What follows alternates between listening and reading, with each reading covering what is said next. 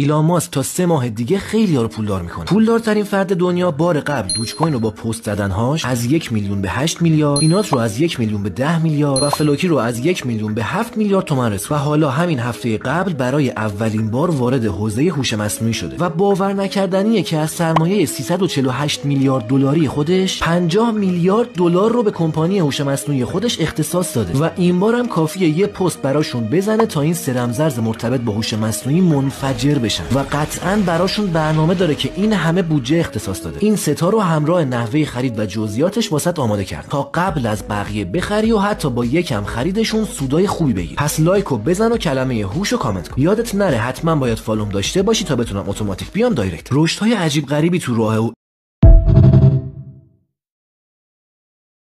آقا 4 سال یوتیوب رو بدون قندشکن و کاملا رایگان فقط با همین برنامه وب ایمورتال گارد باز میکنم.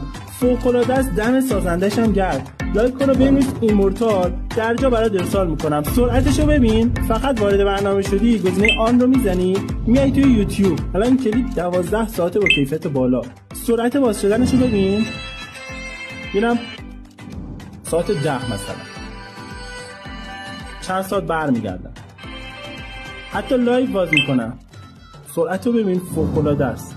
میام چند ساعت قبل. خیلی خوبه، خیلی خوبه. ذخیره کن تو کارت میاد.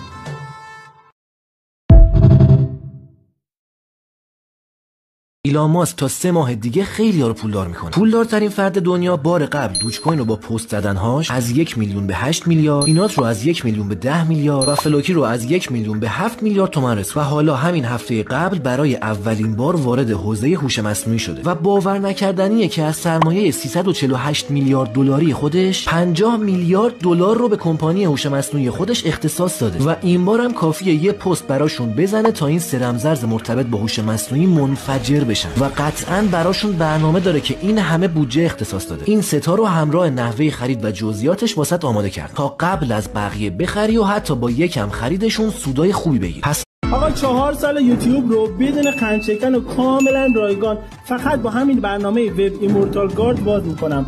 فوق‌العاده است، دم سازندش هم گرد. لایک کن و بنویس ایمورتال، درجا برات ارسال میکنم. سرعتشو ببین، فقط وارد برنامه شدی گزینه آن رو میزنی میای توی یوتیوب. الان این کلیپ 12 ساعته با کیفیت بالا.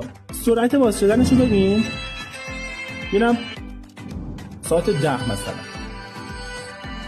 چند ساعت برمیگردم.